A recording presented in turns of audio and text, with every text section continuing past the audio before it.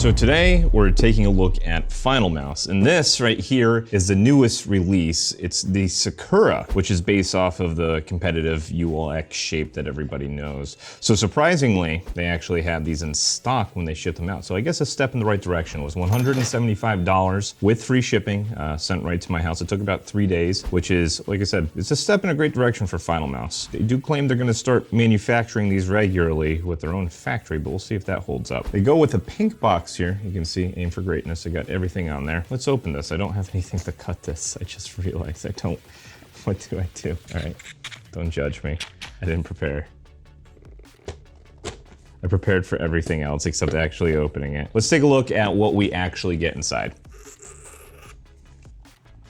So there we go. So I got this in the medium. I like the medium shape. I think I like the mini the most. They have 3 shapes for those that don't know. They have the mini, the medium, and the classic. And one of the things that I mean, I roasted Final Mouse a ton, don't get me wrong. One of the things I actually do admire is they put the 3D printed shapes on their website for you to download and print to see which one you like.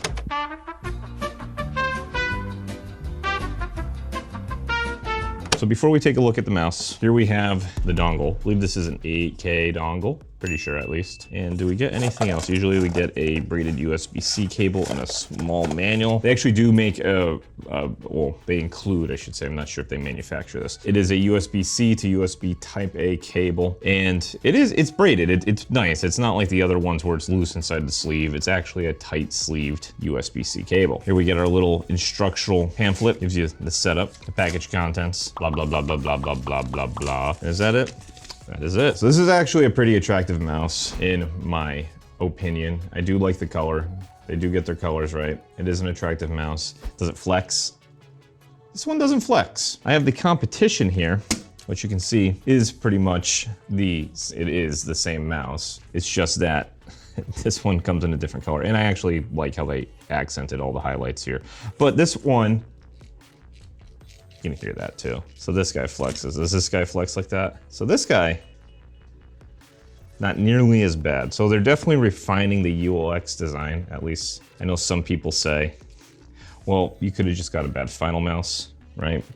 But something like that, that's structural. Nothing looks too different. It looks like it's the exact same PCB as well to my eye, which is a 3395. They don't do a 3950 yet, I guess. And I mean, their rationale is pretty straightforward. They say because there isn't that much of a leap in performance, and to be truthful, yeah, there really isn't. No one's gonna be able to tell the difference between a 3395 and a 3950. If you can tell the difference, you're lying. But at the same time, I mean, $175 is definitely a premium price, which puts it in the same league as Logitech, Razer, a bunch of other manufacturers and brands you'd find in a store, where if you have an issue or you need a warranty return, you can just bring it right to the store, get that taken care of. Oh, it says they use the latest sensor, which is the 3950. I thought it was gonna be the 3395. They don't actually say 3950 though. For a technical overview, they're definitely not listing out what they use. And so for the switches, they do say they're Huano Blue Shell switches with the TTC Gold Dust Proof encoder.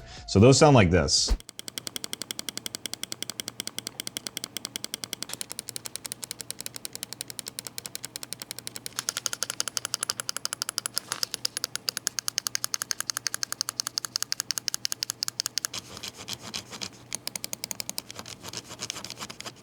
Sounds pretty decent, not complaining there. I've never had any problems with the switches. That it does actuate all the way up there though, which is a bit weird. Some of you might like that. Oh, you hear that? It does have that sweet spot like the other ones where it makes some weird noises. Not too bad. So for comparison, I also have the Mini, and you can see that it's just a smidge smaller. I do find myself using this with a claw grip style a lot. I do like to do a grip that is like a hybrid claw, so back of my palm kind of touches and I kind of pinch. In the hands, the texture of this thing, it's matted. You obviously feel the honeycomb on the back. If you don't like that, then that's obviously a deal breaker for you. The mouse wheel feels solid. I like the Prophecy sounds better. I don't know if you can hear the difference. These are all so light that, like, one of the things I don't like personally is if you bump the mouse wheel the wrong way, it actuates M3, which I'm not, you can hear it clicking. And I'm not pressing down, I'm just pressing it to the right side there. We do get to tiny skates. No replacement skates or anything like that. It is a really pretty color. I will give it to them. They do get the colors right. They get the graphics right. They do have a good graphic team over there, but $175 is expensive, guys. Out of the three of these, I put the most time into this dude right here. And there definitely is a break-in period with the skates because they're the same PTFE skates. This one glides much easier though. I don't know if you can hear the difference too. Like, it's definitely a louder sound. I'm gonna put some time into it. I'll play it with some games.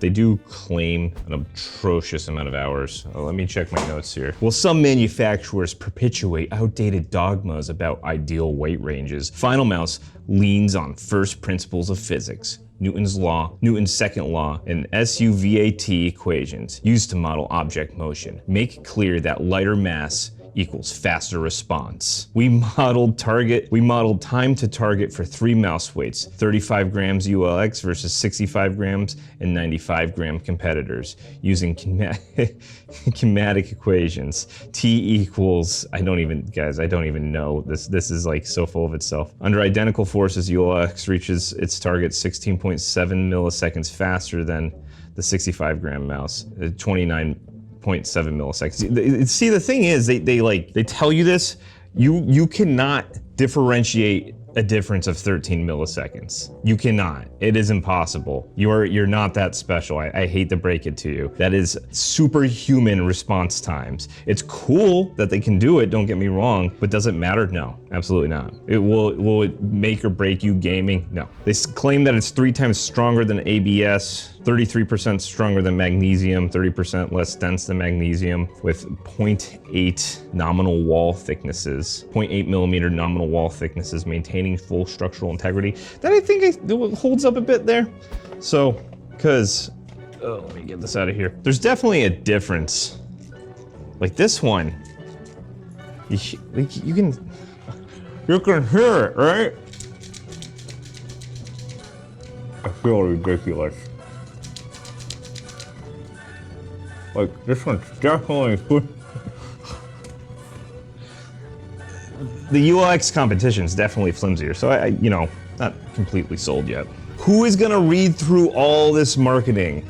Cole, go to the Final Mouse website, go to the Sakura, I want a scroll right here of the overview in the technical overview. Just a long scroll, I'm talking over this right now, even with me going right here. It's there's so much. You're measuring in microseconds. You just straight up do not need 8,000 hertz polling to game. I still stay at 1,000. You just get diminishing returns for your frame drop, the actual processing time. It's just not worth it for what you get in decreased latency on your mouse. You're never gonna notice in the first place because you're not that special. It's superhuman to be able to tell the difference in microseconds and milliseconds, and you're just gonna take a hit in performance. It's not worth it. Don't game at 8K, don't do it. Yeah, so they don't give a specific time for your battery. It's 2 months. Like, what's 2 months? 2 months to me is gonna be 2 months to, my sister who is not a gamer, right? Let's actually see what this weighs here. Oh, they say 39 grams. Yeah, 39 grams on the money. They're always lightweight, so good for you for getting it perfect. Final Mouse. 39 grams is a pretty good weight. I do like 39 gram mice. What's weird though is people rage and freak out at me for saying that 60-ish grams is lightweight. It's like, this is definitely like a super lightweight, 60 grams. You know how heavy mice were when I started gaming, guys? They had balls in them, okay? You had to take it out and clean it before you played the installed mod of Counter-Strike. Get out of my face. I do like the perforations. At first I wasn't a fan of them, but I don't mind them, I should say. I don't, either way, I'm fine with it. I wonder how much weight they actually shave off by doing the perforations. Not that they would actually tell you in their material, right? It would probably be, we've shaved off significant amounts of weight by introducing iconic perforations into our legacy. It would be something like so high on its own farts. And that's really where I take issue with these guys. No doubt it's a good mouse, but the way that they market it is they try to make you feel like you're missing out if you don't have it, and that you're better than everybody else if you do have it, which isn't the case. And I find their marketing to be really high on itself and deceptive. If they could get that under wraps, I would probably regularly recommend this mouse for enthusiasts, but like I can't make it through the tech overview without just becoming incredibly livid. And it's not because anything in here is inaccurate, it's because it's vague and it's high on itself. That's why. Ugh. Okay, so I know I was a bit mean about Chad last time, right? But hey man, it's the marketing that gets to me. The company overall, like whatever. I don't care. I have no allegiance to anybody. No one. Ever. So what do you guys think? Is Final Mouse a ripoff? Is it actually worth the money? If you're an enthusiast and you just like want to get one, or you have the money to collect them, sure, I guess. But I think you can definitely get something equally as good. Good is subjective. There is really no, there's pretty much works as intended and doesn't work, because good is completely subjective in this case. But there's good and then there's not good, and it definitely does fall into the good category for me, but just way overpriced IMO. So I guess that wraps it up, guys. The Final Mouse Sakura, $175 shipped to your house. You still have to wait for the drops, which they might. They claim they're going to do some manufacturing. They have a facility. They say time will tell.